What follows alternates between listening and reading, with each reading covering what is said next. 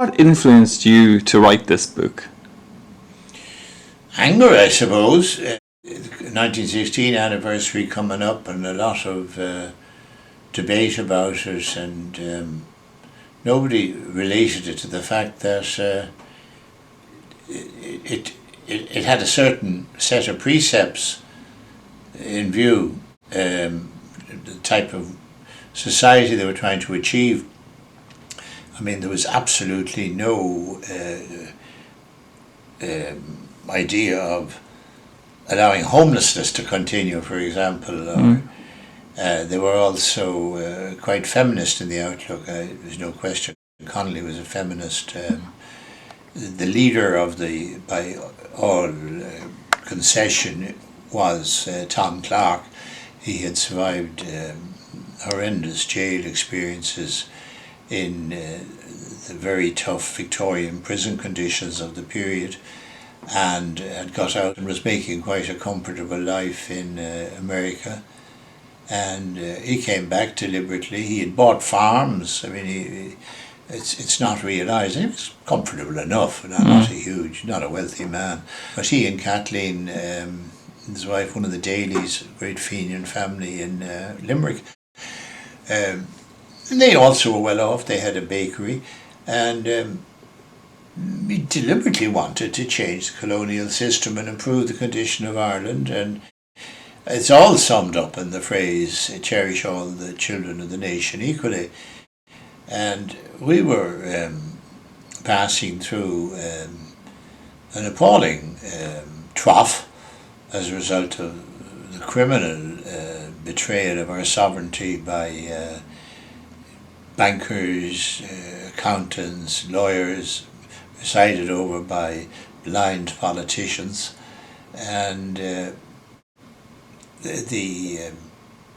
obviously the emigration, one of the crimes against Kathleen Houlihan, was accelerating rather than diminishing, as you would have imagined after all these years of independence. But above all, and it's still happening, the kind of debate or the discussion about the economic situation, it never talks about things like economic treason. Instead, you have people sort of being understanding of the difficulties of the banks and why they can't pass on reductions in the mortgages to the people who paid the taxes which bailed them out and paid the huge salaries they have. And no economic debate or no business correspondent from RTE or anybody else has ever adverted to the fact that one of the crimes committed against the people was the fact that more people have died from suicide during the period of the recession than were killed in 30 years of the Troubles. And there's genuinely blood on the hands of these bankers and other people.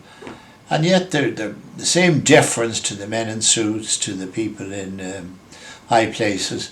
And nobody's relating it to the fact that you could almost do an actuarial job on it and trace with considerable accuracy the extent to which our departure from the ideals of 1916 and the contents of the proclamation, which summed up what they were trying to do, you could nearly trace, as I say, with actuarial accuracy, the distance we travelled from that by the depth of we sank into a recession.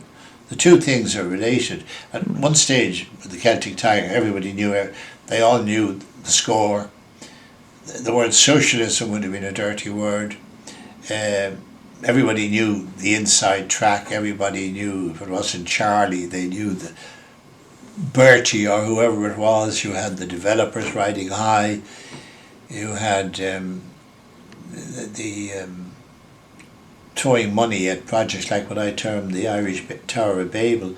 Never got off the ground, but that developer Dunn was given huge monies by a bank, actually the Ulster Bank, I don't think it's covered by the bank guarantee, to build, I forget how many stories, I think it was 100 and something stories, but he hadn't planning permission.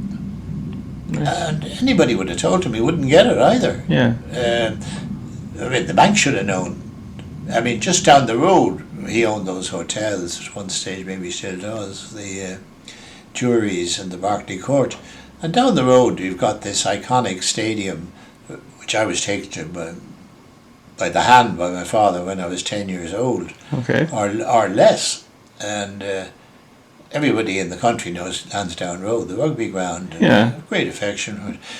But nevertheless, when the IRFU went to build that stadium, they had to listen. The pressure from local people was such that there's far less seats in it than they intended, and it's facing a different direction, entirely responsive to the fact that probably the greatest concentration of professional know-how and wealth is in that area, Dublin 4, more accountants, barristers, etc., etc.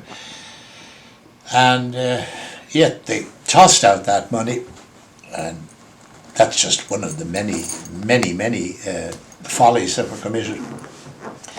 And Kathleen O'Houlihan was left to pick up the tab. There was a debate recently on RTE.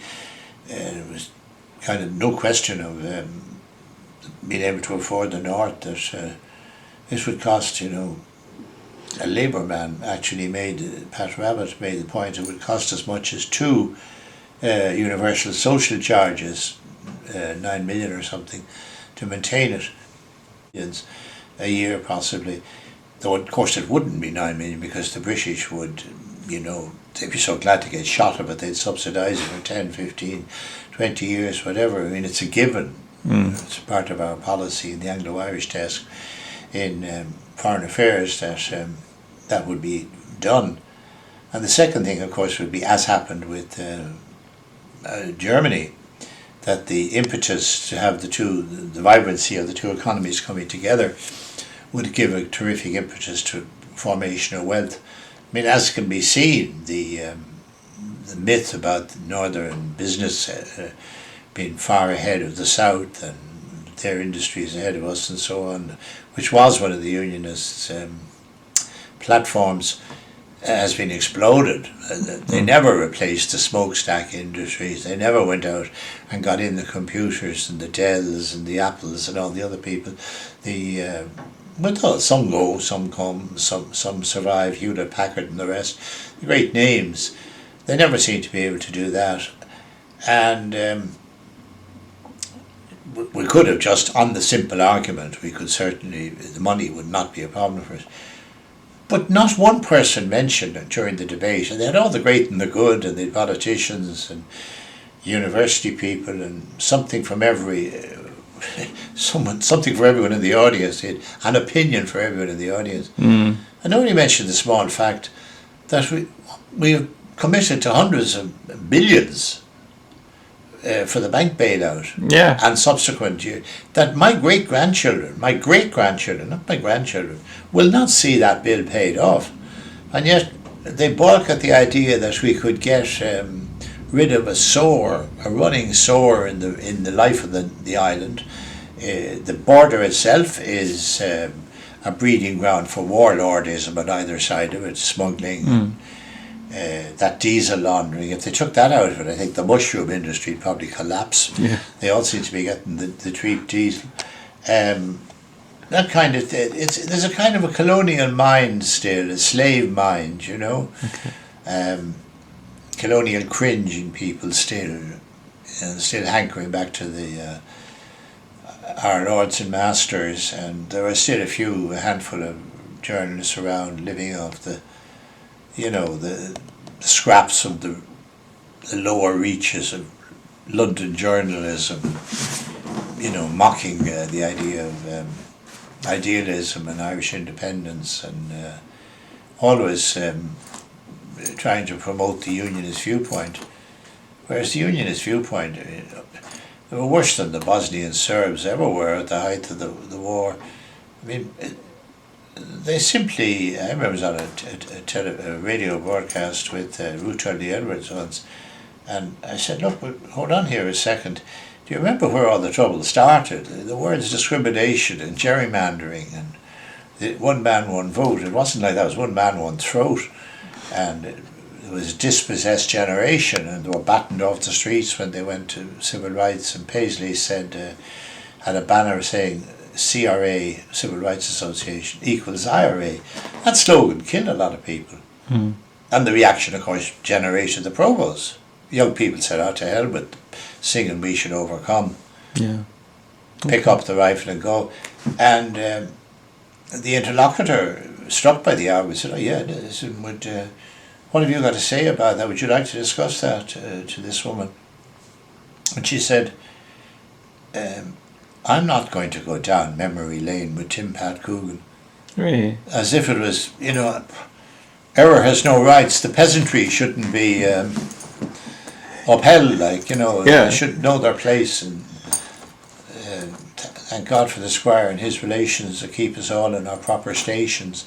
There's still a good bit of that about, and even though RTE have come out from under the shadow of Section 31, they're not much of a station when it comes to independence of thought or speaking out about things. And leaving the North and the national issue out of it, that one fact I mentioned about the suicide.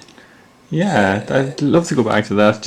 I thought that was fascinating. Do you ever hear any RTE interviewer when they're talking to some walla trying to defend or trying to cut across it by saying, well, we're coming out of it now? And in fact, it was said to me in interviews, that, well, I mean, there's nothing good happening. What about our lovely education system? What about her? Yeah. As if you shouldn't be holding up the warts. Yeah. Well, if you can't look at what we have done with independence in the anniversary year 1916, when are we ever going to get independence of thought? Yeah.